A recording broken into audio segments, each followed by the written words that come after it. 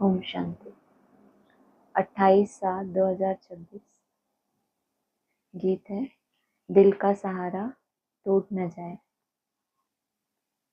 हमारे दिल का सहारा कौन है? अगर तो सहारा एक है और अविनाशी है तो ये संकल्प आएगा कि टूट नहीं जाए कहीं। सहारा भी कैसा लग रहा है, डर है जिसके प्रति कि ये सहारा क्या हो जाएगा, टूट जाएगा, कहीं ऐसा ना हो जाए। तो ये डर किसको होता है? जब तक जो मन है या दिल है विनाशी आधारों पर चल रहा है तो उसको अपने उस स्वप्न टूटने का क्या लगेगा? कोई डर डर लगेगा, क्योंकि वो उस स्वप्न के आधार से आगे बढ़ रहा है, कोई कर्म फल के आधार से आगे बढ़ रहा है। तो उसको ये डर आता है कि नसीब हमारा बन गया, कुछ हमने मेहनत की, लेकिन ये फिर माया को कोई स्वरूप ना ऐसा आ जाए कि क्या हो जाए, टूट जाए। तो सहारा अविनाशी को नहीं बनाया, देलवाड़ा नहीं बने। देलवाड़ा अर्थात दिल ली भगवान की और उसको अपनी दिल दे दी। दिल में कितना कुछ होता है विस्तार, वो सब एक में अर्पण हो गया। फिर वो आपका बैकबोन बने, जिसको बाबा कहते हैं बैकबोन, बाप दादा। सहारा तो संभालने के लिए होता है और उसी के लिए ये संशय आ जाए कि ये टूट ना जाए। होता है ना, कोई किसी के बैकबोन होते हैं, बहुत सहयोग देते हैं ब्राह्मण जीवन में, तो वो खुद दूसरे को सहारा देने वाला वो खुद ही टूट जाए तो कैसा सहारा लिया, एकदम विनाशी। मीठे मीठे रूहानी बच्चों ने गीत के 2 अक्षर सुने। बच्चों को सावधानी मिलती है, इस समय जो भी है सबकी तकदीर बिगड़ी हुई है सिवाय तुम ब्राह्मणों के। कारण क्या बना, अभी बताया।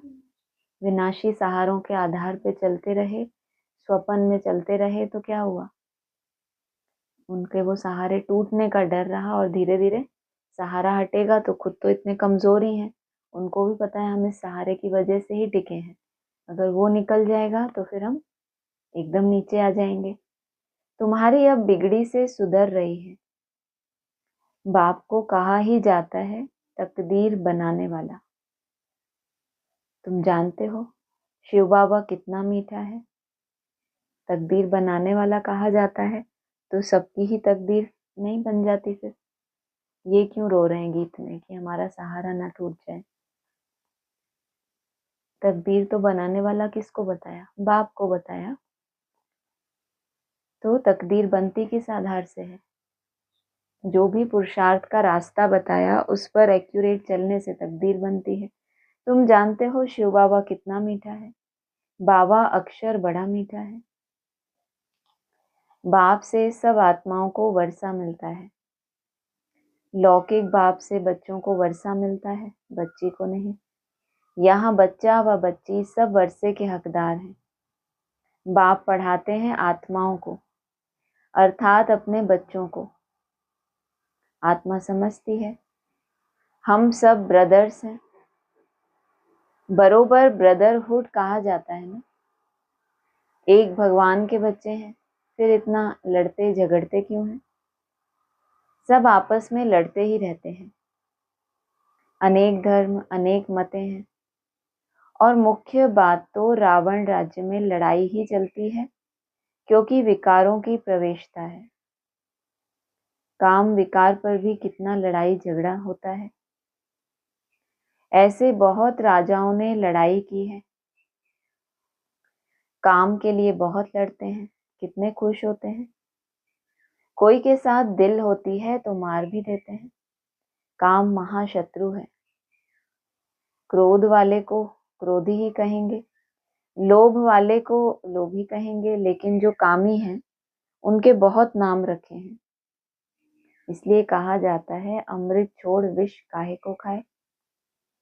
शास्त्रों में अमृत नाम लिख दिया है, दिखाते हैं सागर मंथन किया तो अमृत निकला। कलश लक्ष्मी को दिया, कितनी कहानियां हैं। अमृत की दरकार ही कब पड़ी, अमृत की जरूरत क्यों पड़ी थी शास्त्रों में, कहानियों में?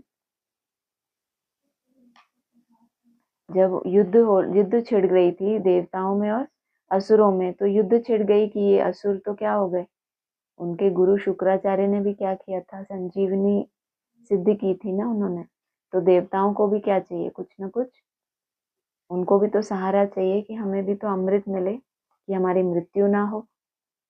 कितनी कहानियां हैं इसमें भी। बड़े से बड़ी बात है सर्वव्यापी की।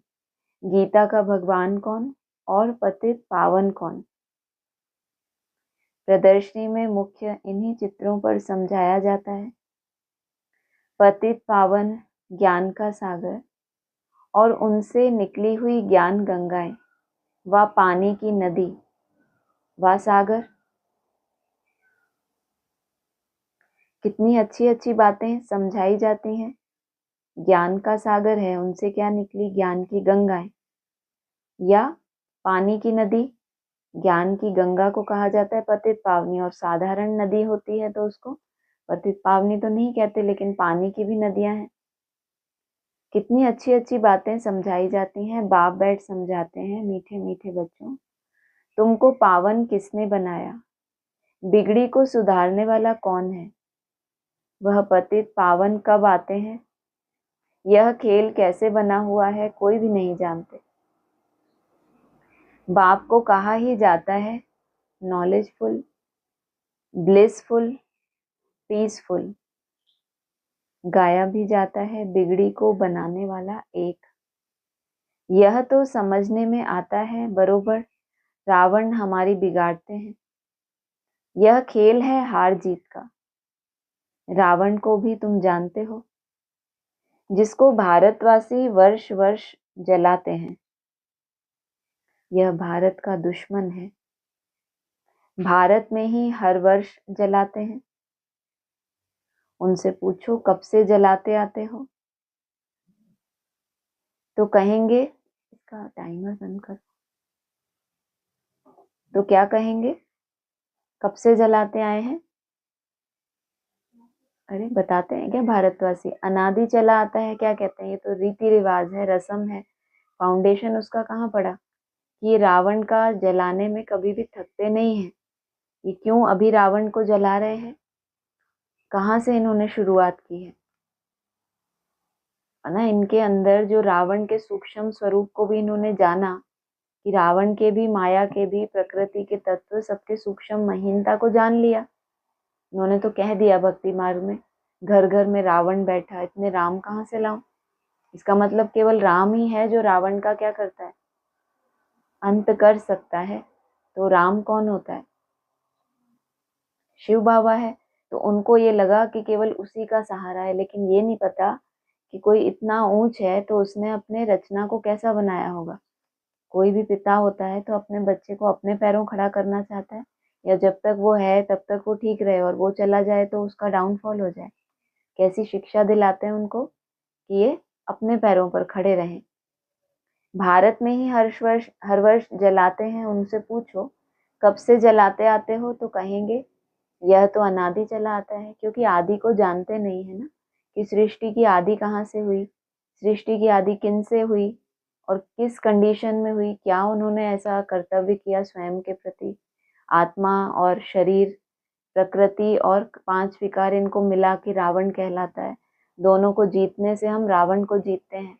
रावण को जीतते हैं तो फिर उसके बाद कहाँ जाएंगे, विष्णुपुरी में ट्रांसफर होंगे, या शुरुआत होगी नई सृष्टि की। जब से सृष्टि शुरू होती है, क्या कहा, अनादि चला आता है, जब से सृष्टि शुरू होती है। शास्त्रों में जो पढ़ा, सत्य सत्य करते आते हैं। मुख्य भूल है ईश्वर को सर्वव्यापी कहना। बाप यह नहीं कहते कि यह किसकी भूल है, यह ड्रामा में नोंद है, हार जीत का खेल है। माया से हारे हार, माया से जीते जीत। माया से कैसे हार खाते हैं वह भी समझाया जाता है। इसमें भी समझने की बात है। ये समझने की बात है। जो हारता है उसको खुद ही पता चलता है कि मैं हार गया, या उसको कोई समझाता है कि देखो तुम हार गए हो। ऐसा होता है कभी। तो बाबा को समझाना क्यों पड़ता है कि माया से कैसे हार खाते हैं। हाँ, हम जिसको हार मान रहे हैं वो हो सकता है हार नहीं है। बाबा क्या कहते हैं, साइकिल से कोई गिर गया और फिर खड़ा हो गया तो उसको हार कहते हैं। तो समझाया जाता है कि हार किसको कहा जाता है। तुम अपने पुरुषार्थ में थोड़ा डाउनफॉल हुआ या ऊपर नीचे हुआ, वापस शुरू हो गए तो तुम कहते हो माया ने हरा दिया। माया ने हराया नहीं, या नहीं तो तुम फिर से खड़े कैसे हो गए युद्ध के लिए। पूरा आधा कल्प रावण राज्य चलता है, 1 सेकंड का भी फर्क नहीं हो सकता। राम राज्य की स्थापना और रावण राज्य का विनाश अपने समय पर एक्यूरेट चलते हैं। सतयुग में तो लंका होती नहीं, वह तो बुद्ध धर्म का खंड है। लंका में किसका राज्य होता है? रावण का। और यहाँ धर्म कौन सा? हमने तो समझा है मुख्य कौन सा, लेफ्टिस्ट, इस्लाम धर्म, क्रिश्चियन धर्म। पहले तो ये हैं 5 विकार और 5 तत्व। लेकिन यहाँ बाबा ने कहा सतयुग में लंका नहीं होती, और वह तो बुद्ध धर्म का खंड है। पढ़े लिखे की बुद्धि में रहता है। बुद्ध धर्म में क्या कमजोरी आ जाती है? आत्मा सो परमात्मा, तो इसका मतलब नास्तिक बन जाते हैं लास्ट में। बाबा ने एक मुरली में कहा अर्जुन भी इस समय क्या है? नास्तिक है। तो उस अर्जुन की बात है जो अर्जन कर रहा है, वो अर्जन ही कैसे करेगा अगर वो नास्तिक है? तो आस्था के आधार से ही तो गीता ज्ञान सुन रहा है, समझ रहा है और अर्जन कर रहा है। और दूसरा अर्जुन जो है, जिसको क्या बोला, दशा कैसी है? 3rd क्लास दशा है। तो बुद्ध धर्म का खंड है। पढ़े लिखे की बुद्धि में रहता है। उनका खान पान, रहन सहन देखो कैसा है एकदम। लंदन इस तरफ है, अमेरिका इस तरफ है। ये कौन से खंड हो गए? ये तो राइटियस होते हुए भी नास्तिक बन गए, शिव अहम होने के आधार से। तो इसीलिए इनको राजाई भी नहीं मिली। इस्लामियों को फिर भी लंबी चौड़ी राजाई मिली, क्रिश्चियंस को भी मिलती है। कितने फॉलोअर्स हैं? ये हो गया पश्चिम, माना क्रिश्चियन धर्म, वो इस तरफ है। पढ़ाई से बुद्धि का ताला खुलता है, रोशनी आती है। इसको ज्ञान का तीसरा नेत्र कहा जाता है। बूढ़ियां बहुत बातें समझ ना सके, इन्हों को एक मुख्य बात धारण करनी है जो ही अंत में काम आती है। बूढ़े हो गए हैं, लंबा जीवन जिया है ब्राह्मण जीवन, अब क्या हो गए? निराश हो गए, हताश हो गए। अब ज्ञान की टिक टिक में जाने का इनका क्या नहीं है, कोई उनको उमंग नहीं है कि और विस्तार करें। बहुत विस्तार उन्होंने देख लिया। तो उनको एक ही बात धारण करनी है कि अंत समय में वो काम आएगी। मनुष्य शास्त्र तो बहुत पढ़ते हैं, पिछाड़ी में फिर भी एक अक्षर कह देते हैं कि राम राम कहो। जब शव को ले जाते हैं तब भी क्या कहते हैं? राम नाम सत्य है। ऐसे नहीं कहते शास्त्र सुनाओ, वेद सुनाओ। वो तो क्या हुआ, केवल एक जानकारी थी। शास्त्रों में वेद अर्थात, वेद किसको कहा जाता है? जो हमें जानकारी देते हैं। वेद पढ़ लिए, शास्त्र पढ़ लिए, लेकिन उसके बाद जब अंत समय होता है तो कहते क्या है? राम राम जपो। मना ये लास्ट समय की कंडीशन है, केवल एक ही पॉइंट, मन मना भाव। पिछाड़ी में कहेंगे राम को याद करो। जो जास्ती समय जिस चिंतन में रहते हैं, अंत में भी वह याद आ जाता है। लंबे समय संस्कार धारण किया है, जिस इष्ट की पूजा करते हैं, तो अंत समय में उनको वही इष्ट का साक्षात्कार होता है। बाबा कहते हैं कि ऐसे नहीं साक्षात्कार हो गया तो भगवान उनसे खुश हुआ या ऐसा, उनको उनकी भावना का फल मिला। और वो क्या समझते हैं कि यही परम सत्य है। हम जिस इष्ट की पूजा कर रहे हैं उसका हमें दीदार हो गया, मतलब ये क्या हो गया? यही परम सत्य है। लेकिन बाबा क्या कहते हैं? जिसकी जैसी भावना, भले वो जिसकी पूजा कर रहा है वो बाबा तो जानता है ना ये कोई प्रैक्टिकल चीज है क्या? कुछ भी नहीं है, केवल एक खेल है, साक्षात्कार का कहो या सूक्ष्म वतन। उसको उसकी भावना का फल देना है भगवान को। अभी विनाश तो सबका होना है, तुम जानते हो सब किसको याद करेंगे? कोई श्री कृष्ण को, कोई अपने गुरु को याद करेंगे, कोई अपने देह के संबंधियों को याद करेंगे। देह को याद किया, खेल खलास। सोचो, कोई किसको याद कर रहे हैं?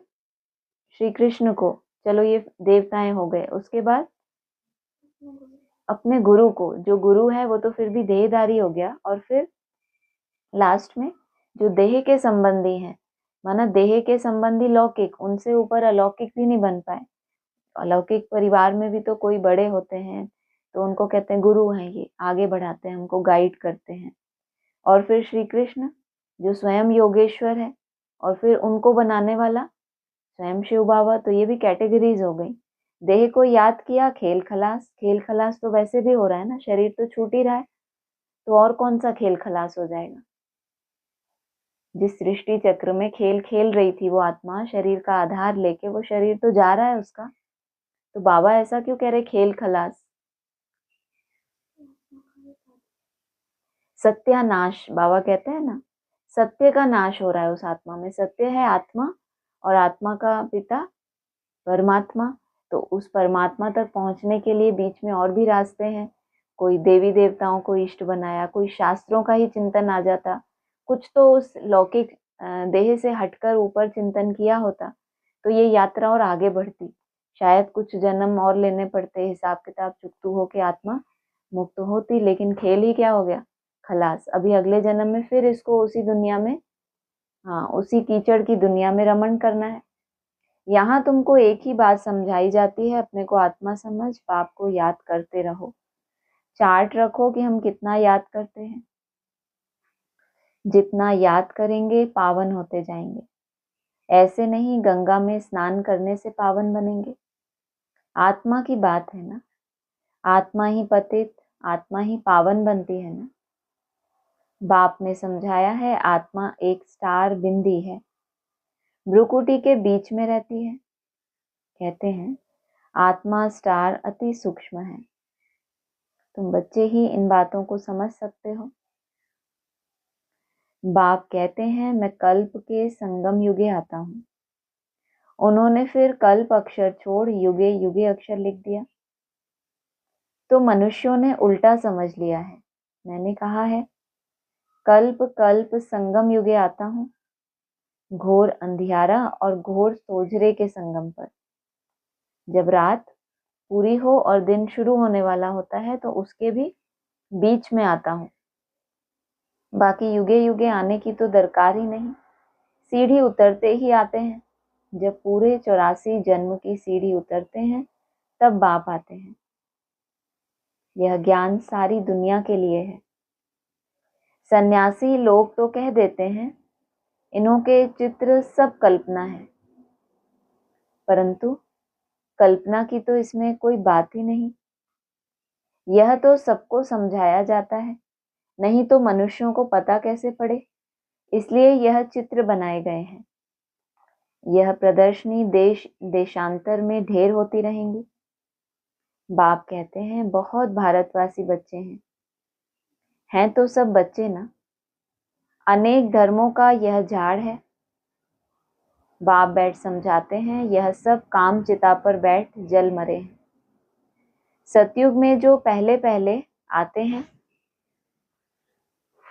वही फिर पहले पहले द्वापर से लेकर काम अग्नि में जलते हैं, इसीलिए काले हो गए हैं।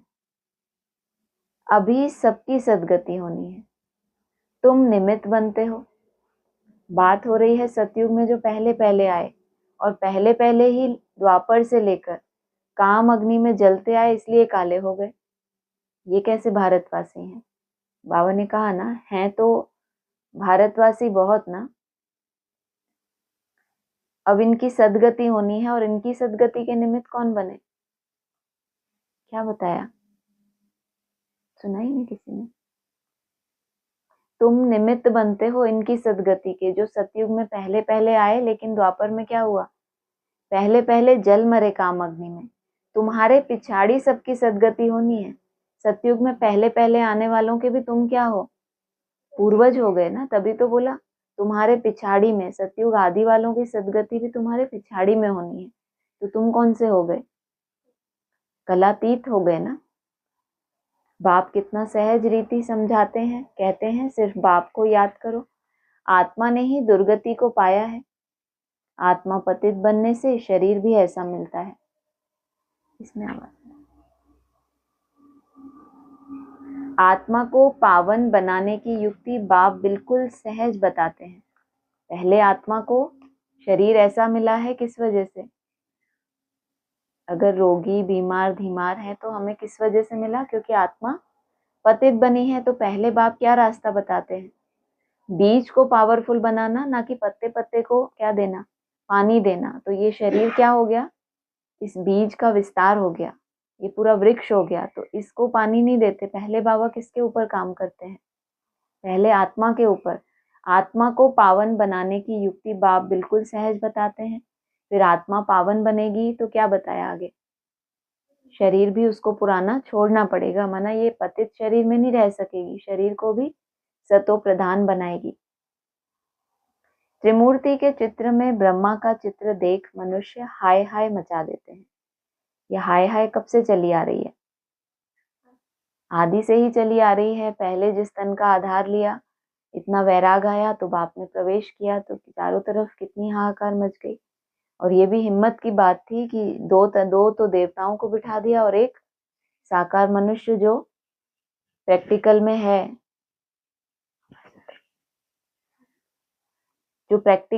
उनको बिठा दिया। तो मनुष्य कितना विरोध करेंगे। फिर जिस तन का आधार ले उसका नाम ब्रह्मा रखना पड़े। एक ब्रह्मा चला जाए तो भी आगे काम तो चलेगा ना शिव बाबा का। तो फिर कहा, फिर जब वो ब्रह्मा सामने आते हैं, उनका चित्र सामने आता है, तो दो कैरेक्टर आ गए सामने, एक तो ब्रह्मा और दूसरा महादेव प्रजापिता ब्रह्मा। तो फिर भी हाय हाय मचाई ना। ये हाय हाय इनकी लास्ट तक भी चलती ही रहती है। ब्रह्मा तो सूक्ष्म वतनवासी देवता है, यहाँ कहाँ से आया? यहाँ भी जब एडवांस में भी क्या समझते आए? ब्रह्मा की परिभाषा समझा तो इन्होंने रचयिता और रचना को। कितना क्लेम करते हैं कि हमने किसको जाना? रचयिता बाप को भी जाना और रचना माना ब्रह्मा बाबा को भी जाना। लेकिन किसी भी पॉइंट में उनकी बुद्धि में ये आया कि सूक्ष्म वतनवासी रचना और रचयिता साकार, ये कैसे पॉसिबल है? संभव ही नहीं है। और रचयिता और रचना का संबंध हमेशा संबंध माना समान बंधन, उसके लिए शरीर चाहिए। और फिर रचना का आदि मध्य अंत, जो गर्भ काल बताया 10.5 मास का, वो आत्मा राम बाप के शरीर में प्रवेश करके क्या पुरुषार्थ कर रही है, कैसे वो उसका अमर लोक शुरू हुआ 87 में, उसके बाद कैसे आगे की यात्रा हुई, गर्भ काल, फिर बाप की गोद में, फिर बाबा का नई दुनिया की सौगात देना तुम बच्चों को। तो पहली पहली रचना बता दिया, फर्स्ट क्लास कृष्ण बच्चा। और फर्स्ट रचना जगदम्बा, फर्स्ट रचना हो गई। तो ये समझ हमको मिल गई। तो जगदम्बा को प्रैक्टिकल समझा और ब्रह्मा को क्या समझा? सूक्ष्म वतनवासी। तो जब उनको ये नई परिभाषा मिलेगी तो क्या प्रश्न उठेगा? ब्रह्मा तो सूक्ष्म वतनवासी है, वो यहाँ कैसे आएगा? वो तो सारा पुरुषार्थ कहाँ करता है? प्रवेश करके करता है। तो जब वो संपन्न बन जाएगा तो पता कैसे चलेगा किसी को? तो यही बात तो ब्रह्मा कुमारी भी बोलती है ना, कि ब्रह्मा बाबा सूक्ष्म वतन से आते हैं, दादी में प्रवेश करते हैं, तो उसको तो काट कर देते हैं कि सूक्ष्म वतनवासी में नहीं उस कोई कार्य होता, तुम भी जाओ वहां अगर वो वहां है तो यहाँ कितने अच्छे से एक्सेप्ट हुआ। ये एक युक्ति है भगवान की। आपकी समझ उतना ही ग्रैस्प कर पाएगी जितनी आपके पास क्या है। उस आत्मा की बुद्धि में जो इतना विस्तार आया है वो किस आधार से? उसकी प्योरिटी के आधार से। तो यहाँ कहा, यह दादा तो नामी ग्रामी था, अखबारों में सब जगह पढ़ा था कि एक जौहरी कहता है मैं श्री कृष्ण हूँ। सीधे साधे थे ना। तो अभी तो नेक्स्ट ब्रह्माओं के पास क्या आ गई? युक्तियां आ गई, सीधा बोल देते हैं क्या? तो वो तो उन्होंने कहा मैं श्री कृष्ण हूँ, हमको 16,108 रानियां चाहिए। बड़ा हंगामा मच गया था भगाने का। अब एक एक से माथा कौन मारे? इतने ढेर मनुष्य हैं। आबू में भी कोई आते हैं तो उनको झट कहते हैं, अरे ब्रह्मा कुमारियों के पास जाते हो, वह तो जादू कर देती हैं, स्त्री पुरुष को भाई बहन बना देती हैं। लंबी चौड़ी बात बताकर माथा खराब कर देते हैं। कोई सच्ची बात हो, और सत्य में क्या होता है? सत्य को प्रदर्शित नहीं करना पड़ता, सिद्ध नहीं करना पड़ता कि अपने आप को हम सिद्ध करें। सत्य में इतनी ताकत है कि वो स्थिर है। तो जो भी कनेक्शन में आएगा उस सच्चाई के, और अगर आत्मा की प्यास है, आत्मा ने कई जन्मों से सत्य को ढूंढा है, रही है इस असत दुनिया में, लेकिन उसके मन की प्यास क्या थी? कि सत्य भगवान मिले मुझे। तो इसलिए जब भगवान बाप इस सृष्टि पे आते हैं, तो वो जब आत्माएं कनेक्शन में आती हैं, तो दुनिया वालों को क्या लगता है कि इनके ऊपर जादू हो गया। जादू नहीं होता, क्या होता है? लंबे समय की जो प्यास थी, जो उसने भक्ति की है, वो समय आ जाता है और उसको भगवान अपनी तरफ खींच लेता है। बाप कहते हैं तुम मुझे ज्ञान सागर, वर्ल्ड ऑलमाइटी अथॉरिटी कहते हो। वर्ल्ड ऑलमाइटी अर्थात सर्वशक्तिमान, सब वेदों शास्त्रों आदि को जानने वाला। बड़े विद्वान को भी अथॉरिटी कहते हैं क्योंकि वह सब वेदों शास्त्रों आदि को पढ़ते हैं। फिर बनारस में जाके टाइटल ले आते हैं। कितना आसान है, वेदों शास्त्रों को पढ़ लिया, कंठ कर लिया और बनारस में गए, वहां से क्या ले आए? टाइटल ले आए। तो अभी बाबा ने एडवांस में कोई क्लैरिफिकेशन दिया था कि बड़े बड़े टाइटल कहाँ से मिलते हैं? बड़े बड़े शंकराचार्य भी कहाँ बैठे हैं? काशी में। ऐसा कोई पॉइंट है? बड़े बड़े शंकराचार्य बैठे हैं वहां पर। किस आधार से बड़े बड़े हैं वो? योग की बात नहीं बताई, विद्वान किस आधार से? जानकारी बहुत इकट्ठी हो गई। मेमोरी कार्ड होता है ना हमारा, ये ब्रेन क्या है? मेमोरी कार्ड है। फुल फुल फुल, जब फुल हो जाता है तो क्या होता है उसमें? आगे आप जो उसमें नया भरना चाहो तो वो भरेगा ही नहीं, क्योंकि पुरानापन ही इतना कुछ उसमें भरा हुआ है। तो एक्सेप्टेंस कहाँ से आएगी? नए के लिए जगह ही नहीं है उसमें। जगह क्यों नहीं है? पुराना मान लो है इतना, लेकिन ब्रॉड रूप भी तो होता है ना। जैसे आपकी बुद्धि में पुराना ज्ञान है कि नहीं? जितना भी पुराना है सब है, और नया भी कैसे आ गया अंदर? कैसे आ गया? फुल नहीं हुआ मेमोरी कार्ड। डिलीट कहाँ किया? अभी कोई पूछे तो याद नहीं आ जाएगा कि उस कैसेट में क्या बोला था, तब क्या समझाया? हर बात याद है ना बुद्धि में। एक्सेप्टेंस कैसे आती जा रही है? अहंकार की वजह से। जितना मिला है उसमें फूल गए। तो अब जब गुब्बारा फूल ही गया तो और हवा भरेगी तो फटेगा ना, क्योंकि वो अपने आप से इतना तृप्त है कि इससे ऊपर तो कुछ हो ही नहीं सकता। कोई भी बात को वो जब ज्ञान भी सुनाएगा तो कैसा लगेगा उसकी? जैसे हमें अथॉरिटी से सुनाएगा कि इससे ऊपर तुम मुझे क्या समझाओगे। माना ये तो होता है, सीखना कभी भी बंद नहीं होता, चाहे मृत्यु भी आ जाए। इसलिए बाबा क्या कहते हैं, जब तक जीना है तब तक पीना। मतलब क्या पीना है? कुछ ना कुछ हमें एडिशन करते जाना है, चाहे वो योग की सब्जेक्ट हो, चाहे ज्ञान की सब्जेक्ट हो। तो महामहोपाध्याय, बाबा कितनी मेहनत से, मुझे ही पढ़ने में तकलीफ हो रही। महामहोपाध्याय, श्री श्री 108 सरस्वती, यह सब टाइटल्स वहां ही मिलते हैं, वहां बनारस में। यहाँ बनारस में नहीं, जहाँ बना बनाया रस, रस माना अमृत होता है। अमृत कैसे निकलता है? मंथन करने से। जब इतना मंथन कर लिया, असुरों ने अपने तरह से डमरू के ऊपर मंथन किया, देवताओं ने अपने जीवन के लिए मंथन किया, तो दोनों ने ही जब खींचा तो सार निकला उसमें से। विष निकला लेकिन सार भी तो निकला। तो सार जहाँ निकल आएगा वहां फिर विस्तार होगा। वहां किसी को टाइटल चाहिए?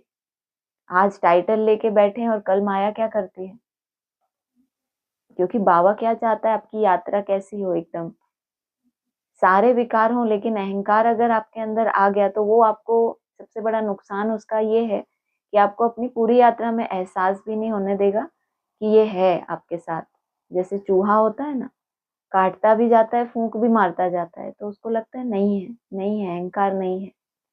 क्योंकि अपनी अपनी तरह से चेकिंग करते हैं, उठ जा भाई, तो उनको क्या लगता है नहीं है। तो वो चूहा उनको काट भी रहा है लेकिन फूंक भी दे रहा है, कुछ अच्छी प्रोग्रेस भी है, तो उसको देखकर वो संतुष्ट है। लेकिन आप क्या करते हो फिर? ये अहंकार साथ चला तो एकदम, तो ये गुलाब के फूल के साथ बाबा ने क्या बताया, कांटे भी होते हैं। ये कांटे क्या हैं? कोई दूसरी आत्मा आपके लिए कांटा नहीं है कि ये मेरे को कांटा लगाते हैं, ये मेरे लिए विघन है। कोई दूसरा आपकी तपस्या में विघन कभी बन ही नहीं सकता, क्योंकि आपने जब भगवान की जितनी भक्ति की होगी उतना ही यहाँ क्या करोगे, तपस्या करोगे। तो उस तपस्या में कोई दूसरा विघन डाल दे, मानो भगवान सर्वशक्तिवान, तो उसके और आपके बीच में कोई तीसरा आ जाए, है किसी में इतनी ताकत? है ही नहीं। लेकिन हम कमजोर पड़ते हैं तो फिर हमारे अंदर के कांटे ही हमारे लिए दुखदाई स्वरूप आता है। स्वरूप सामने होता है, क्योंकि हमें पता कैसे चले कि हमारे अंदर ये कांटा है अभी? तो जब कोई ऐसा स्वरूप सामने आएगा तो हमें एहसास होगा। जो बहुत होशियार होते हैं उनको बड़ा टाइटल मिलता है। शास्त्रों में जनक के लिए लिखा हुआ है, उसने कहा सच्चा ब्रह्म ज्ञान कोई हमको सुनाए। अब ब्रह्म ज्ञान तो है नहीं, बातें सारी यहाँ की हैं, कहानी बड़ी बना दी है। ये कहानी आई कहाँ से है मालूम है आपको? जनक ने ये कब कहा कि हमको कोई सत्य ज्ञान सुनाए, वास्तविकता है क्या आखिर? जनक जी महाराज को एक स्वप्न आया था कि वो स्वप्न में उन्होंने देखा कि मैं तो एकदम भिखारी हूँ, कटोरा लेके भीख मांग रहा हूँ कि यहाँ जा रहा हूँ वहां, लेकिन उसको भीख देने वाला भी है लेकिन उसके पास लेने के लिए भी पात्र नहीं है। वो पात्र भी वो कहीं से ढूंढ रहा है, उसको वो भी नहीं मिल रहा। भिखारियों के पास तो फिर भी वो है तो वो अपना ले रहे हैं, उसके पास वो भी नहीं है। जब चैतन्य अवस्था में हुआ, मतलब उठा, तो उसने देखा मैं तो राजा हूँ, मेरे पास ये है ये है। तो वो समझना था द्वैत की ये है क्या, वहां मैं भिखारी हूँ और यहाँ मैं इतना साहूकार हूँ। तो मैं वास्तव में भिखारी हूँ या वास्तव में साहूकार हूँ? वास्तव में क्या है मेरा अस्तित्व? तब उनको ये जिज्ञासा आई कि जगत मिथ्या है या सत्य है, ये जो मेरे पास है। तो ये मेरा अंदर का भिखारीपन, ये मुझे क्या दिखाना चाहता है? वो तो यही मानते हैं ना भगवान हमें कुछ आदेश दे रहा है, क्या सिखाना चाहता है। माना इतना सब कुछ समृद्धि होते हुए जो पीछे किन की बात आई अभी, इस बात को इससे क्यों जोड़ दिया? पीछे शंकराचार्य की बात चल, ये महोपाध्याय की बात चल रही थी ना, कि ये इतने बड़े बड़े टाइटल रहते हैं बनारस से, और क्यों? क्योंकि वेद शास्त्रों का ज्ञान बहुत है। फिर जनक की बताई कि उनको ऐसा लगा कि मुझे कोई सच्चा ब्रह्म ज्ञान दे। तो कोई कारण बनता है ना हमारे जीवन में, तब हमें ज्ञान की प्यास बढ़ती है। तो उनके साथ वो कारण बना था कि उनको समझना था कि मैं भिखारी हूँ या मैं राजा हूँ। तो क्या था वो? आप क्या हो? ये अपने को राजा किस आधार से समझ रहे हैं? वेद शास्त्रों के अध्ययन के आधार से। टाइटल माना राजा ना, कुछ है उनके पास, ज्ञान की धन संपत्ति है, इतने लोग फॉलो कर रहे हैं, इतनी महिमा मिल रही है, तो वो महाराजा है बाहरी दृष्टि से। और अंदरूनी हालत उनकी भिखारी जैसी। माना जो आत्मा के ओरिजिनल गुण है हम तो समझ रहे हैं ना। बाबा ने आगे बोला ना, बातें यहाँ की हैं, तो यहाँ की बातें हैं तो यहाँ वालों को तो समझ आनी चाहिए ना। कहानी बड़ी बना दी है, बातें सारी यहाँ की हैं। शंकर पार्वती की भी कहानी लिखी हुई है, कितनी कहानियां बैठ बनाई हैं। शंकर ने पार्वती को कथा सुनाई, वास्तव में था शिव, उन्होंने फिर शंकर पार्वती नाम दे दिया है। भागवत आदि में यह सब इस समय की बात है। शंकर ने नाम किन्होंने दे दिया, किनके लिए वो शिव था और किनके लिए शंकर था? जिन्होंने मुरली की तान को सुना राम बाप के द्वारा, उनके लिए सदा ही कल्याणकारी था वो, उसका हर वचन। लेकिन जिनका विनाश हो गया तो उनको एहसास हुआ कि हमारा तो क्या हो गया, शंकर द्वारा विनाश, जो 60,000 की मृत्यु दिखाई है, तो उन्होंने शंकर नाम दे दिया। बाकी पार्वती के लिए क्या है, वो शिव है, और उसको कौन सी कथा सुना दी? कहाँ तो शंकर के द्वारा विनाश, और कहाँ पार्वती को शिव ने अमर कथा सुनाई। कहाँ अमर बनना और कहाँ विनाश हो जाना, कितना कंट्रास्ट है। तो दृष्टि का फर्क है, जैसा चश्मा लगा होता है वैसा ही रंग दिखाई देता है ना। तो ये केवल अपनी दृष्टि का फेर है। भागवत आदि में इस समय, सब इस समय की बात है। फिर कहानी में बताते हैं उनको ख्याल आया राजा को यह ज्ञान जाकर दूं। किसको ख्याल आया? बाप भी समझाते हैं राजाओं को जाकर ज्ञान दो। तुम ही सूर्यवंशी थे, तुम तो क्या बन रहे हो? Full bagger. फुल बैगर बने बिना तुम फुल प्रिंस नहीं बन सकते। फुल प्रिंस बनने के बाद तुम्हें राजा बनना है। और इन्होंने क्या किया, डायरेक्ट ज्ञान धन की संपत्ति अर्जित कर ली और दूसरों को संदेश दे के प्रजा बना ली। उस आधार से ये क्या बन गए, राजा बन गए। तो इनकी यात्रा अलग है, तो इनको जाकर ज्ञान दो। तुम सूर्यवंशी थे, फिर चंद्रवंशी, वैश्यवंशी, शूद्रवंशी बने, तुम्हारी राजधानी ही चट हो गई है। अब फिर सूर्यवंशी राजधानी लेना हो तो पुरुषार्थ करो। राजयोग सिखाने वाला बाबा आया हुआ है, फिर आकर बेहद का स्वराज्य लो। राजाओं के पास भी बहुत चिट्ठियां जाती हैं, फिर उनको मिलती थोड़े ही हैं। उनके प्राइवेट सेक्रेटरी चिट्ठियां देखते हैं, कितनी चिट्ठियां फेंक देते हैं। कोई में ऐसी जरूरी बात होती है तो उनको दिखा देते हैं। कहते हैं अष्टावक्र ने जनक को सेकंड में जीवन मुक्ति का साक्षात्कार कराया। यह भी अब है। अष्टावक्र ने किसको?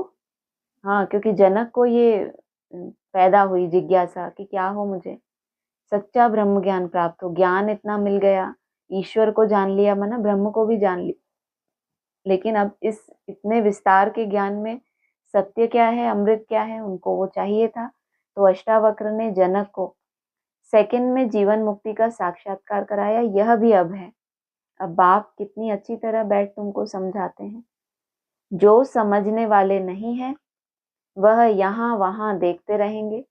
चेक कर लो, अगर बात बुद्धि में नहीं बैठती तो बुद्धि कहाँ जाएगी? क्या बोला बाबा ने? यहाँ वहां देखते रहेंगे। इन आंखों से ना भी देखें, इन आंखों को रोक लिया, लेकिन तीसरा नेत्र क्या करेगा? अपने तरह से भ्रमण करेगा। बाबा जट समझ जाते हैं, उनकी बुद्धि में कुछ बैठता नहीं है। बाबा चारों तरफ देखते भी हैं, सभी अच्छी तरह सुनते हैं। इनकी बुद्धि कहाँ भटकती रहती है, उबासी देते रहते हैं। ज्ञान बुद्धि में नहीं बैठेगा तो झुटके खाते रहेंगे, नुकसान हो जाता है। कराची में इन बच्चों की भट्टी थी। कोई झुटका खाता था तो फिर झट बाहर निकाला जाता था। अभी तो तुम खुद ही निकल जाते हो, लेकिन पहले क्या नियम बनाया था? सोचो, ये भी वायुमंडल का कितना बड़ा सहयोग होता था। अभी तो हमारी समझ इतनी बैठ गई कि आलस भी क्या करता है, झुटका हो चाहे गुटका हो, दोनों ही वायुमंडल खराब करते हैं। तो भट्टी का ये नियम था। सोचो कैसा सतो प्रधान आत्माओं के द्वारा फाउंडेशन पड़ा होगा। तो उन्होंने तब भी ये नियम बनाया, अपने ही बैठते थे। ये क्या बात हुई? कोई झुटका खाता था तो बाहर निकाल देते थे, और बैठते कौन थे? अपने। ये बाबा ने सिर्फ झुटके के आधार से ही क्या कर दिया, इनको पराया कर दिया। क्यों बाबा ने ऐसा कहा? झुटके से बाबा को क्या पता चला कि बुद्धि में बात बैठ नहीं रही है, कि ये बाबा ज्ञान क्यों समझा रहे हैं।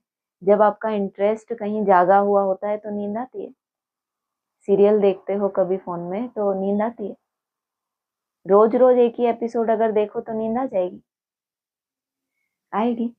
अरे देखने वाले हाँ ना तो बोल दो। नहीं आएगी ना, तो भी भले रोज एक ही देखो तो भी नहीं आएगी। अगर मुरली आपको रोज भी एक जैसी लगती है तो भी, अगर इंटरेस्ट जागा हुआ है आपका किसी भी जगह पर, कभी भी चेक कर लेना अपना। जब आपको विशेष अटेंशन दिया जाए, यहाँ से एक गर्राहट आए कि उठो, तो कैसे हो जाते हो? इंटरेस्ट नहीं जागा, लेकिन डर भी आपको जगा देता है कि अरे अटेंशन हमारे ऊपर चला गया सबका। अभी आपको यहाँ बिठा दिया जाए कि यहाँ बैठो संदली पे, योग करो 1 घंटा। झुटका खाओगे? लगता है आपको कि यहाँ भी झुटका खाओगे? क्या लगता है? नहीं। क्यों? क्योंकि आप बहुतों के अटेंशन में आ गए। अब आपका स्वयं के ऊपर अटेंशन नहीं है, इसलिए आप हल्के रूप में हो, रोज उसी मोड में बैठ जाते हो, और जो भी इंद्रियां हैं वो अपने अपने तरह से, मन अपने तरह से एक अवस्था में होता है। ऐसा नहीं वो भटक रहा है, ये तो पॉसिबल ही नहीं है। ऐसा है यहाँ पे जिसका मन कोई बाहर भटक रहा हो? है? मुरली के ऊपर ही कोशिश करते हैं कि क्या बोल रहे हैं, सुनते रहें, फिर दीदी पूछेंगी कुछ, ऐसा ही कुछ होता होगा ना। लेकिन इसमें भी बाबा कह रहे हैं अपने ही बैठते थे, तो अभी क्या करना है? बाबा को लगे कि हम उसके अपने हैं, वो जो कह रहे हैं हम सुन रहे हैं। अब भाषा होती है ना अपनी अपनी। अब कोई बच्चा हो और पिता की भाषा ही ना समझे तो वो उसका बच्चा है? अब ये मुरलियों की भी अपने तरह की भाषा है, कोई संस्कृत तो नहीं है, लेकिन बेहद की संस्कृत क्या होती है? संस्कृत माना सुधरा हुआ। मुरलियों का भी रिफाइंड स्वरूप जो है वो हमारी बुद्धि में बाबा बिठाते हैं। तो जब उसके ऊपर हमारा रिगार्ड होता है, या बहुत इंटरेस्ट होता है, या अटेंशन होता है, तीनों में से कुछ भी हो, एक भावना के आधार से भी होता है कि आपकी बहुत श्रेष्ठ भावना है और फलाना व्यक्ति आके सुनाए तो आप कितना अटेंशन से सुनते हो। वही रिगार्ड आपका कहाँ ट्रांसफर हो जाए? व्यक्ति से उठकर मुरली में ट्रांसफर हो जाए। भले समझाने वाले की अपनी कैपेसिटी हो, लेकिन आपकी बुद्धि कैसी हो? उसको रिगार्ड देने वाली हो। बाहर का कोई आता नहीं था, अपने ही बैठते थे, बाहर का कोई आता नहीं था। ये बाबा कहना चाहते हैं कि जो भट्टी वाले थे वो ही बैठते थे। झुटके वाला जिसको बाहर किया वो भी अपना ही है, नहीं तो वो बैठता ही नहीं भट्टी में। डर गए नहीं सब? बाहर का कोई आता नहीं था। शुरू में इन्हों का बड़ा पार्ट चला है, भट्टी वालों का शुरू में बड़ा पार्ट इनका है। बड़ा किस आधार से? बड़ा पार्ट, हाँ, जो कर्तव्य किया बहुत सूक्ष्म था। जो कर्तव्य कोई ना कर सके और आप करो तो उसको क्या कहेंगे? तुमने तो बहुत बड़ा काम किया। जो सब कर रहे हैं वही आप कर रहे हो। कितने ब्राह्मण ब्राह्मणियां हैं, समर्पित होके रह रहे हैं, पुरुषार्थ कर रहे हैं, घर गृहस्थ में भी हैं, तो आप भी यहाँ रह रहे हो, कर रहे हो, कोई बहुत बड़ी बात है। लेकिन ऐसा पुरुषार्थ करना जो साधारण आत्माएं ना कर सके, तो कहेंगे कि इनका पार्ट बहुत बड़ा है। लंबी हिस्ट्री है, बताओ, कोई बताता ही नहीं हमें। कितना कुछ जानने को है। अपनी ही है, अपने ही बैठते थे, लेकिन इनकी हिस्ट्री भी कैसी है। शुरू में तो बच्चियां बहुत ध्यान में चली जाती थी, अभी तक भी कहते रहते हैं जादू है। परमपिता परमात्मा को जादूगर कहते हैं ना। शिव बाबा देखते हैं, इनका बहुत प्रेम है, तो देखने से ही झट ध्यान में चले जाते हैं। वैकुंठ तो भारतवासियों को बहुत प्यारा है, तो शुरू में इन्होंने क्या किया, जिनके अंदर वो संस्कार था, जिन्होंने वैकुंठ से ही अपनी शुरुआत की थी, उनको आदि में पहले भट्टी में डाला। फिर उनको देखा कि इनका तो बहुत प्रेम है, तो बाबा ने बहुत बहलाया साक्षात्कार के द्वारा। कोई मरता है तो भी कहते हैं वैकुंठवासी हुआ, स्वर्गवासी हुआ, अपनी अपनी कैटेगरी है। कोई मरता है, वैकुंठ का परिचय बुद्धि में है, और समझ आ गई कि वैकुंठवासी कैसे बना जाता है, और स्वर्गवासी तो उससे फिर नीचे की अवस्था हो गई। अभी यह तो है ही नर्क, तीन हो गए ना। एक वैकुंठ हो गया, वो कहाँ बताया बाबा ने।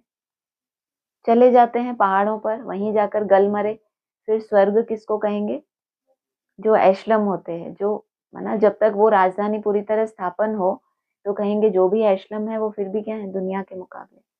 दुनिया तो हो गई दुख धाम, ये उसके मुकाबले सुख धाम, और उससे भी ऊपर वैकुंठ, हाँ, शांति धाम भी कहो। सब नरकवासी हैं, तब तो कहते हैं फलाना स्वर्गवासी हुआ। अभी क्या कहते हैं कलयुग वाले, हम कहाँ हैं? उनको आप बोलो कि स्वर्ग में चलो, तो क्या कहते हैं? हम तो यहाँ ही स्वर्ग में हैं। आप स्वर्ग की परिभाषा क्या बताते हो? वहां विमान होंगे और महल होंगे, तो हमारे पास अभी भी है, बच्चा बुद्धि खुद है। दूसरों को समझाएंगे स्वर्ग में सोने के महल, तो बोले लो हम तो सोने की भस्म खाते हैं। बताओ, इससे ऊपर तुम क्या खाओगे? तुमने तो ये भी नहीं बोला कि हम सतयुग में सोने की भस्म खाते हैं, तुम तो फल वल खाते हो। ये तो कितनी पावरफुल चीज है। बताओ, तो तुमने जैसा समझाया तो उन्होंने कहा हम स्वर्ग में हैं। जब ब्राह्मणों की दुनिया वालों को भी ये एहसास हो कि स्वर्ग होता क्या है, दुख अशांति अभी बाहर की देख के खुद को सेटिस्फाई करते हैं। देखो बाबा ने कहा था ना, विनाश होगा। जब वो विनाश की गाज स्वयं पे गिरे, जब स्वयं के लिए कोई ऐसी स्थिति परिस्थिति आई, तो अपने से बेहतर जिनको देखेंगे कि ये सुख शांति में कैसे चले गए और हम इतने दुख में हैं, तब ये उनके मुख से निकलेगा कि ये नर्क है। अभी तो नर्कवासियों को भी क्या लगता है, ब्राह्मणों की दुनिया में कोई अपने ये जो भरा हुआ है उनके मेमोरी कार्ड में छोड़ना चाहता है उसको, कि कुछ नया सीखूं, शुरू से शुरू करूं। शायद मैं बुद्धू बन गया, शायद मेरा कोई स्वीकार नहीं करना चाहता। समझते हैं हमको भगवान मिला तो हम कहाँ हैं। कल भी बाबा ने उलाहना दिया था कि अगर भगवान के बच्चे हैं तो कहाँ होने चाहिए, ये वो खुद महसूस करेंगे। इसीलिए बाबा ने कहा है किसी को समझाने की क्यों मना करते हैं आपको, किसी को भाषण मत करो। सच्चाई सर पे चढ़ के बोलेगी, सच्चाई उनके ही सर पे चढ़ के बोलेगी। उनको ही खुद ये रियलाइज होगा कि हम क्या समझते थे, और सच्चाई देखो ये सामने आई, तो वो स्वर्गवासी हैं। तब तो कहते हैं फलाना स्वर्गवासी हुआ। कब कहते हैं? जब वो ये देखते हैं कि बाबा ने जो कहा था, अब देखते हैं खाक कौन बनते हैं, कितने बनते हैं, कोटों में एक, लाखों में एक, कौन निकलते हैं। बच्चों से बात कर रहे थे या दुनिया वालों से? बच्चों से। तब वो कहते हैं कि सब नरकवासी हैं और फलाना स्वर्गवासी हुआ। कब? जब वो मर गया इस पुरानी दुनिया से। परंतु स्वर्ग में तो कोई जाता ही नहीं। अभी सिर्फ तुम यह जानते हो कि हम स्वर्गवासी थे, फिर 84 जन्म ले नरकवासी बन गए हैं, अब फिर बाबा स्वर्गवासी बना रहे हैं। स्वर्ग में है राजधानी, राजधानी में बहुत पद हैं। पुरुषार्थ कर नर से नारायण बनना है।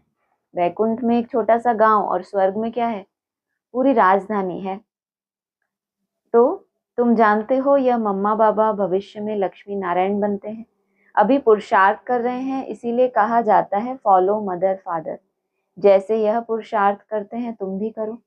यह भी याद में रहते हैं, स्वदर्शन चक्रधारी बनते हैं। तुम बाप को याद करो और वर्षे को याद करो, त्रिकालदर्शी बनो। तुमको इस सारे चक्र का ज्ञान है,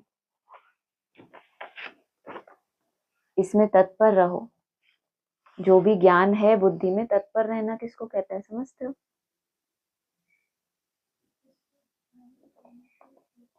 हाँ, माना बहुत जागरूक रहना। तत्पर रहना माना बहुत अलर्ट रहना।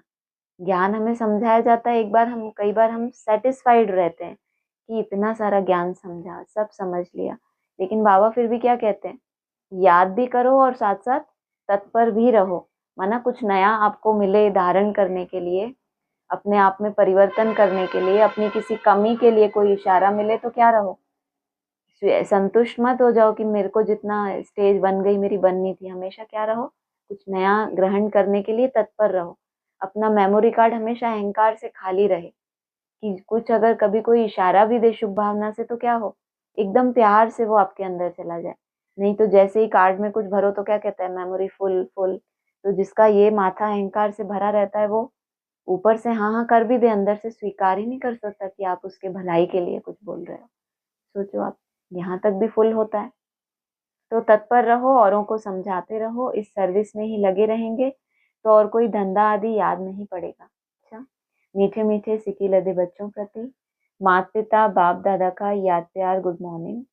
रूहानी बाप की रूहानी बच्चों को नमस्ते, रूहानी बच्चों की रूहानी बाप दादा को नमस्ते।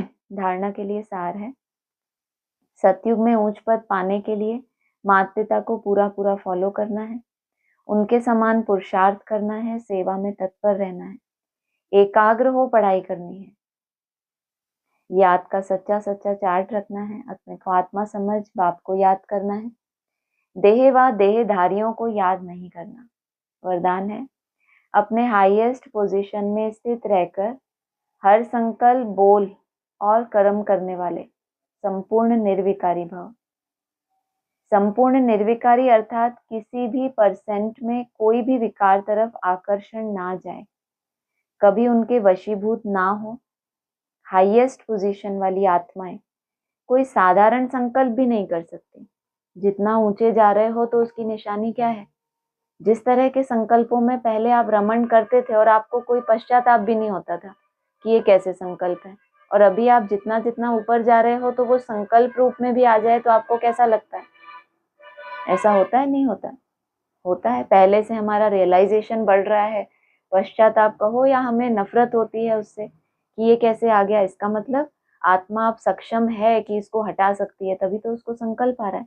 पहले तो आत्मा बोझिल हो जाती थी, व्यर्थ संकल्प आए और वो दब जाती थी, उसके फोर्स से हार जाती थी कि नहीं कर सकता। अभी उसको क्या लग रहा है, ये फालतू कैसे आ गया, ये कैसे आ गया, इसका मतलब वो कमांड दे रही है कि ये नहीं आना चाहिए।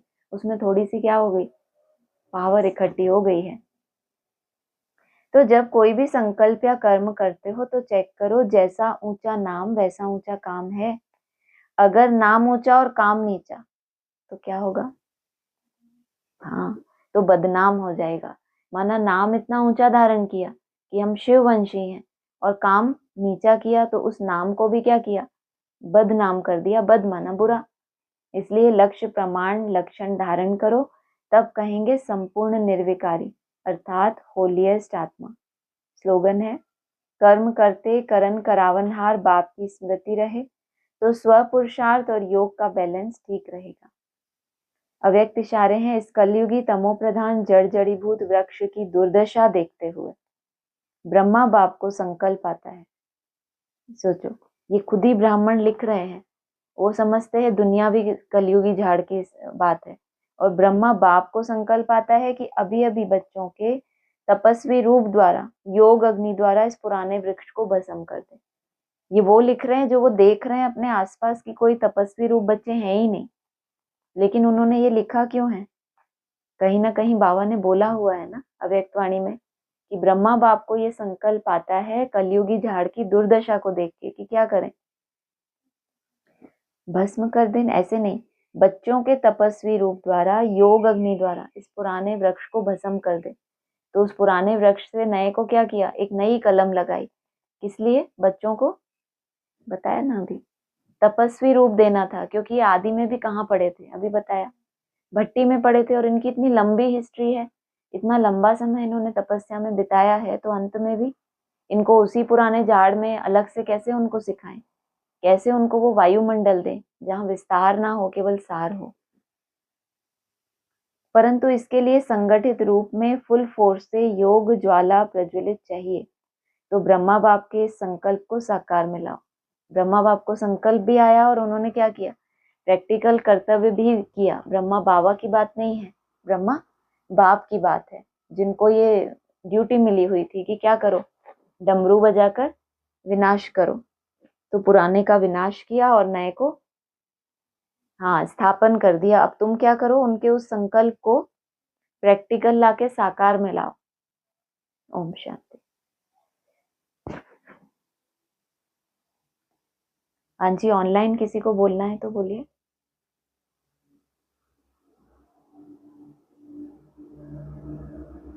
ओम शांति। ओम शांति।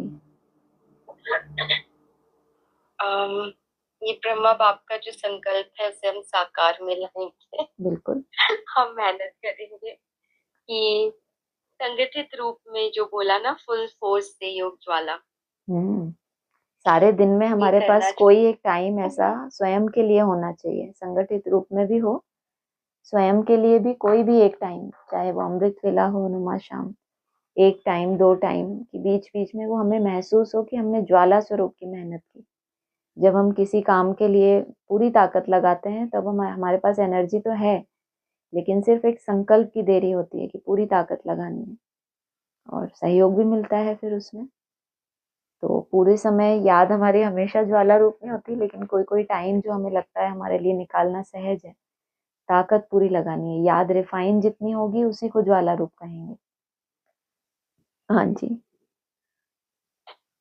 हाँ जी, बिल्कुल। और आज ये कहा ना, अष्टवक्र ने जनक को सेकंड में जीवन मुक्ति का साक्षात्कार कराया, और ये भी अब है।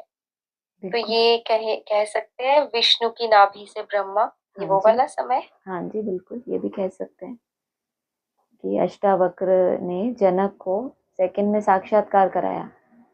साक्षात्कार बाबा ने एक मुरली में ये भी कहा, समझ को ही साक्षात्कार कहा जाता है। माना ऐसी आत्माएं, जनक जैसी आत्मा जो विदेही कही जाती हैं, उनके लिए बहुत समय नहीं चाहिए। और अष्टावक्र की आत्मा स्वयं भी उस समय तक इस स्टेज में होती है, विष्णु स्वरूप बन गई, तो उस समय तो कोई इतना बोल बोल की भी दरकार नहीं।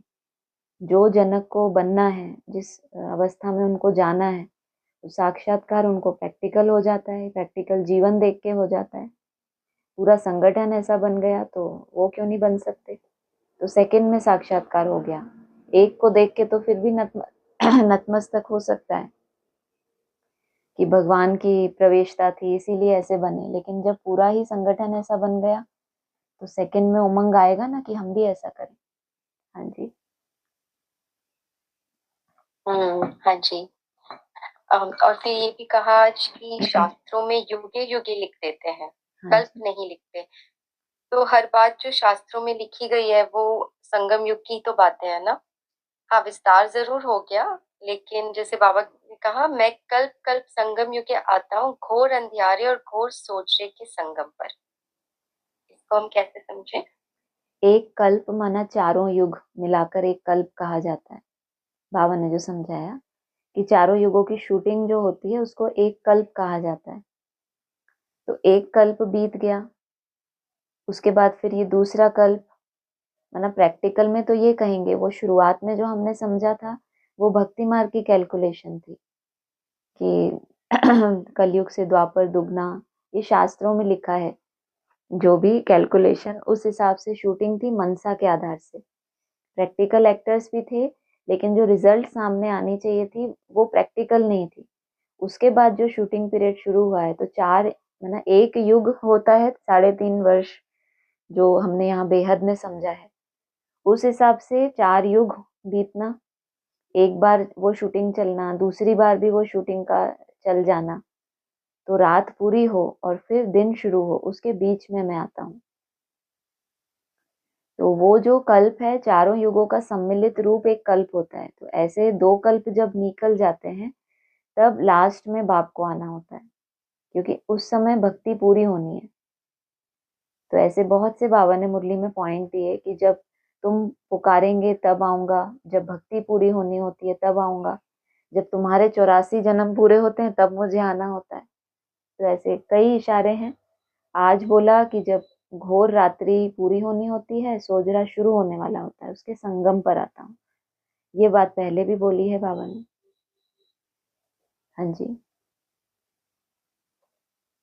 हाँ जी, तो जस्ट ऐसे ही जनरल पूछ रही हूँ कि ये वाली जो बात है वापस 34 की बात हम समझेंगे कल जो कल के जो संगम पर। शूटिंग पीरियड है वो 36-37 में पूरा होता है, और उसके हाँ बाद, जी, हाँ हाँ उसके बाद उधर 47 आता है।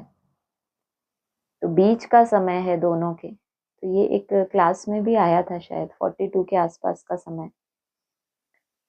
उस समय ये सार निकला था, बीच में रात पूरी हो और दिन शुरू होगा 47 राजधानी स्थापन होने से, तो उसके बीच के समय में। तो 36-37 से लेके और 47 के बीच का समय। आप लोगों ने सुना है ना?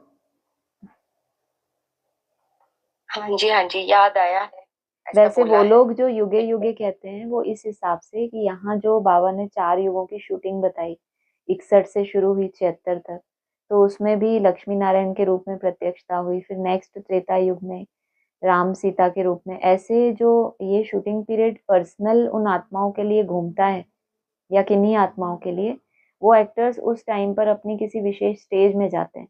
इसीलिए उन्होंने कह दिया कि युगे युगे भगवान का अवतार होता है। एक्चुअल भगवान को तो जानते नहीं, अव्यक्त ज्योतिर्लिंगम को, वो तो निराकार समझ लेते हैं, बिंदी। बाकी जो उनके साकार स्वरूप हैं या जिनमें वो प्रवेश करते हैं, उनको इन चारों युगों की जो शूटिंग होती है उनके लिए पर्सनल, उनको उसमें जो विशेष अनुभूतियां होती हैं या उनकी प्रत्यक्षता होती है, धीरे धीरे ब्रॉड रूप होता है, वो उस समय के लिए शास्त्रों में लिखा युगे युगे आते हैं। हाँ जी। हाँ जी, और इसी को इस तरह से भी समझा जा सकता है, जो अवतारों की भी बात आती है कि भगवान के ये 10 अवतार, तो हम्म। ये उनकी ही बात हुई ना, जिन साकार, जो जिनका स्टेज बनती रहती है उस हिसाब से, इसलिए हम्म। लिख दिया शास्त्रों में इस तरह से। बाबा ने तो 4 युगों में 4 अवतारों का खास बताया है। बाकी तो फिर इतने सारे जो 10 अवतार, 24 अवतार, ये एक निश्चित समय का कोई प्रवेश करके पार्ट बजाना हो या किन्हीं दूसरी आत्माओं को ऑपरेट करना हो, ये फिर आगे की बात है कि कैसे कैसे। और भी एक्टर्स हैं ना इसमें, बहुत से एक्टर्स हैं जिनको फील्ड पर आना है, तो उन आत्माओं का पार्ट है, उनमें कौन प्रवेश करके उनसे वो कर्तव्य कराते हैं कि वो अवतार कहलाते हैं, ऊपर से नीचे उतरे। अभी तो ऊपर जाने की ही रेस चल रही है कि सब ऊपर जाएं। अवतार तो तब धारण करें जब खुद इतने संपन्न वो बन जाएं, कलातीत बन जाएं, फिर उनका उतरना हो दूसरों को देने के लिए। तो अभी कहाँ कौन एक्टर्स हैं, मुख्य तो बाबा ने यहाँ पर ये जो राम कृष्ण नारायण जनक, ये जो बाबा नाम लेते हैं मुरलियों में, खास खास उनकी बात है। बाकी बाबा कहते हैं कच्छ मत्स्य अवतार, ये तो जानवरों के अवतार हैं। इन्होंने कहलाया है खुद को विष्णु स्वरूप, लेकिन इन्होंने ज्ञान जल का आधार लिया है। कई तरह के हैं इसमें भी, तो वो कहलाए हैं अपने को कि हमारे अंदर भी कुछ ना कुछ वो अंश है विष्णु का। इसलिए संपूर्ण अवतार कोई नहीं कहलाता, अंशावतार कहलाते हैं विष्णु के। हाँ जी। वाह, ये संपूर्ण सब तो पता अवतार ही नहीं लेकिन था। श्री कृष्ण को कहते हैं, नहीं तो आप बोलोगे बताया नहीं सही। हाँ जी। हाँ जी, हाँ जी, सब समझ में आया, मतलब बहुत अच्छे से समझ में आया कि क्यों ये शास्त्रों में इस तरह से कर दिया। चलो ठीक ये है। प्रश्न गया अब, है ना? हाँ हाँ, पूरा समझ में आ गया। ठीक है।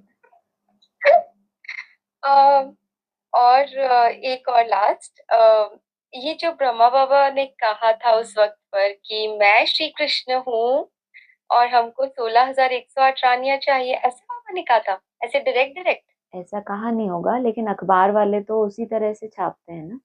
जैसे युक्ति से भी बोला कि साक्षात्कार हुआ कि भविष्य में प्रिंस बनूंगा। अब उन्होंने तो अपने परिवार में बैठ के अनुभव शेयर किया ना, लेकिन जब हल्ला मच गया तो वो बात फैल गई, तो अखबार वाले तो फिर उसी सेंस में छापेंगे ना कि ये खुद को भगवान समझते हैं। वो तो उन्होंने इस हिसाब से बोला था कि सतयुग का मैं प्रिंस बनूंगा। जैसे वहां पे तो ये था कि सभी श्री कृष्ण जैसे और भी बच्चे होंगे, उनके अंदर कोई इस तरह का मैपन नहीं था। लेकिन बच्चे खुश होते हैं, जैसे वो फैंसी ड्रेस होता है ना, तो वो कितने खुश होते हैं कि देखो हम ये बने थे वो बने थे, तो उनको भी नशा चढ़ गया। साक्षात्कार, साक्षात्कार ही तो था, बाकी बनना कोई मासी का घर तो नहीं है। लेकिन उन्होंने जो इतना बड़ा त्याग किया था, उनको वो विजन आ गया, वो उन्होंने अपने शेयर किया जो भी है। और ऐसा नहीं कि झूठा विजन था, वो सच्चा ही है। जो भी उनको विजन आया उस हिसाब से उन्होंने पुरुषार्थ भी किया। तो वो अपने परिवार की बात थी, बाहर वाला तो बताया ना कोई आता नहीं था। लेकिन जब हल्ला मचना था, जब उन्होंने शोर मचाया, तो उन्होंने उस तरह से उस चीज को बाहर लाया। बाबा ने ये नहीं कहा कि बाबा ने कहा मैं श्री कृष्ण हूँ, उन्होंने कहा अखबार में पढ़ा था कि मैं श्री कृष्ण हूँ, मुझे 16,000 चाहिए। ऐसा उन्होंने उस बोला होगा, लेकिन युक्ति से बोला होगा। हाँ जी। हाँ जी, हाँ जी, समझ आया। मतलब एक निश्चय और नशा तो था ही हाँ बाबा को, बिल्कुल। और एक सच्चा दिल जो बोलते हैं ना, वैसे वो वैसा। लेकिन वो एग्जैजरेशन जो कर देते हैं अखबारों में, हाँ, मीडिया में, वैसा, हाँ, वो समझ में आजकल तो फिर आया। ब्रह्मा कुमार हाँ, कुमारियों आजकल ने तो छोड़ ही फिर दिया दूसरों को बोलना कि हम देवी देवता बनेंगे, हम देवी बनेंगे, हम देवता बनेंगे। आजकल ऐसे बहुत अलग तरह से ज्ञान समझाते हैं, क्योंकि फिर हाहाकार होता है ना, ये अपने को देवता कहते हैं, ये ऐसे देवियां बनेंगे, ऐसा। हाँ जी। हाँ, हाँ जी, आजकल वो बोलते नहीं है बन के बैठ जाते पर हैं ऐसा। बन, हाँ जी, वो हाँ तो एक जी। रस्म चली आती है ना, उसमें कोई बुराई नहीं। आप कर्तव्य कैसा भी करो, बोलो कुछ मत, ऐसा है। तो किसी के कर्तव्य इशारे देते हैं, किसी की वाणी इशारा देती है। अहंकार तो अहंकार है, कहीं ना कहीं से तो बाहर आएगा ही सही। हाँ जी। हाँ जी, हाँ जी, ठीक है। ठीक है। हाँ हो जी, गया। हो गया। ओम हाँ जी, ओम शांति। शांति। और किसी को कुछ बोलना है?